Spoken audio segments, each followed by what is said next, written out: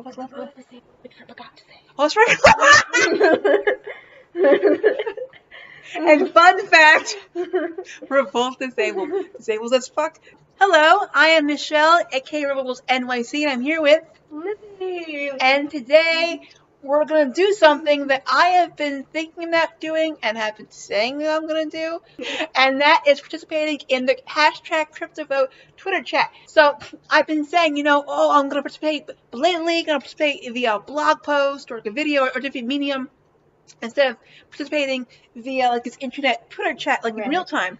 And the organizers, shout out to Alice and Greg and Andrew, have been so supportive of that. And actually recently, but still, I kind of find that responding to all the questions for me is a lot sometimes because, they're not just like, what's your favorite color? Do you like pasta? They're more like complicated questions.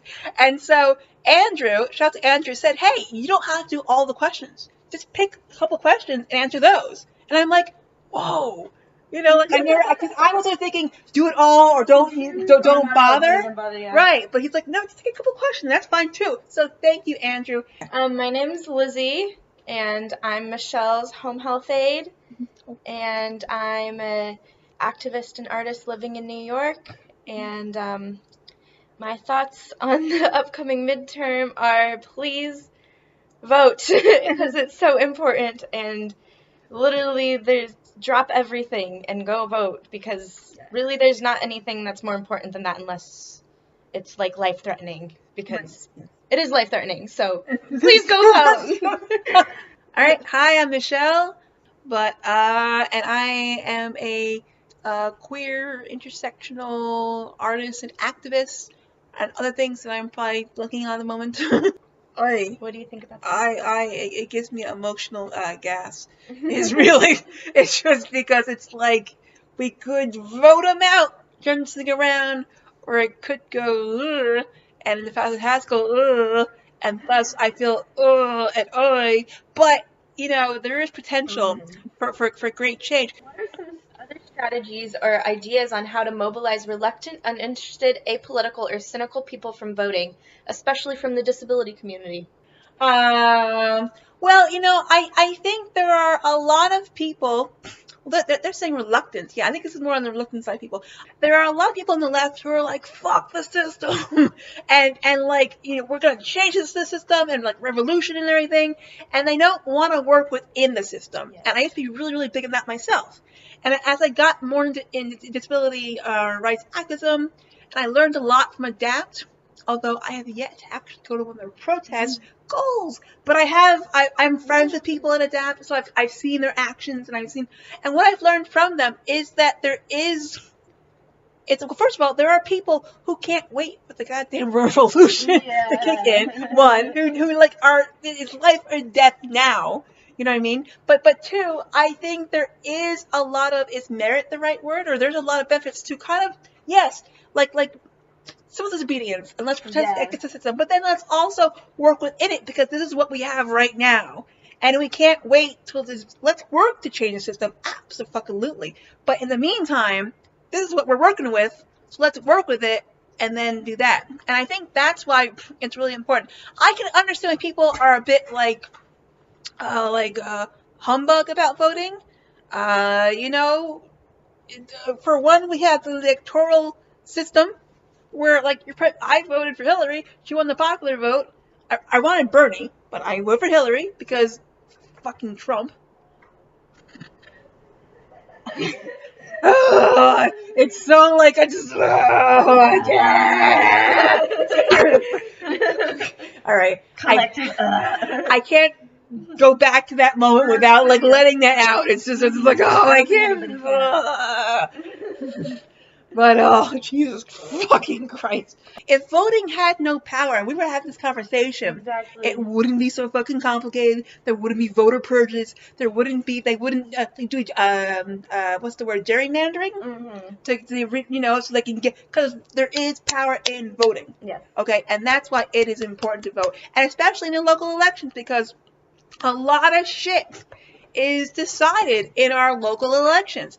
And I really think it is important, because while I would not say that it's the only activist tactic that one can use, and I wouldn't even have called it that like a year ago, but now seeing how shit got worse because of voting. Exactly. So shit can get better. Exactly. So that's why I say it is an activist tactic. It's only one of many. I don't think if spoons allow your only activist tactic, but I do think it is a powerful one, and that's why I think it's important. And that's why I would say to people who are feeling reluctant or apolitical or blah blah blah, so and so, or cynical. I get it, but that's that. What do you think? I pretty much agree. I mean, I think that people, That's my phone. a lot of people feel like they need something kind of really, they need like an uprising to happen, but they don't realize that it's not, nobody's gonna just wave their magic wand and things are gonna get better. Like, we have to work to get there, and voting's one of the most important parts of that. And so, and everything, I think people are realizing now, even though it's been forever that politics have been like one of the most important foundations of life and things, people don't realize how important politics are, and you need to get involved in that because it affects everybody. And it's really small things that you can do really that can affect the world. And like Michelle said, they wouldn't do voter purges. They wouldn't try to keep us from voting if it didn't actually change things. So we have to remember that, even if we feel hopeless or powerless, that we need to grasp the power that we have and really, use it, because if we don't, then we're going to lose it all, and that's what they're counting on us to do. They want us to just give up all of our power so they can make all of our decisions for us, and we can't have that happen. And I think there's also a person came out yesterday, and he was like political when like Bernie Sanders was running, Right. but then after Bernie Sanders like lost, he was so like heartbroken and like this like because he was like, sort of very new to activism. He's like, well, that was my activist, Exactly. and now I'm gonna. But it's like you can't like changing the world. You have to kind of put it up a little bit and be like, okay, this is really hard, but I have to keep going. It's not going to be easy. Like, it's hard. So you have to remember, even if things aren't going your way, even if you feel like you're doing things that aren't having your voice heard through them, it's still important to do them anyways, because, everybody needs to have their voice be heard in the world, and that's what voting's all about. And remember, Bernie Sanders, who believe me, I get it. I want that man. I'm sorry, I want that man. Not in that way. I want him to be president. Let me sorry, there was a very inconvenient pause as I was reflecting on how he did not win, and it came off in it was genuine, but it sounded different than it should have. Unintentional sexual way. He's lovely, but I don't think of him in that fashion. But the thing is this, he was one battle, not that I'm fond of war, but he was one battle in a much bigger war, that's one thing. And sure, and I understand that, because I remember when George Bush W, the sequel, not senior, but junior, or whatever it was, W, this was just after 9/11, and this is flashback, and George W was using the very raw emotions of post 9/11 to justify a war in Afghanistan and Iraq, first Iraq and then Afghanistan, when really Iraq had nothing to do with it, right?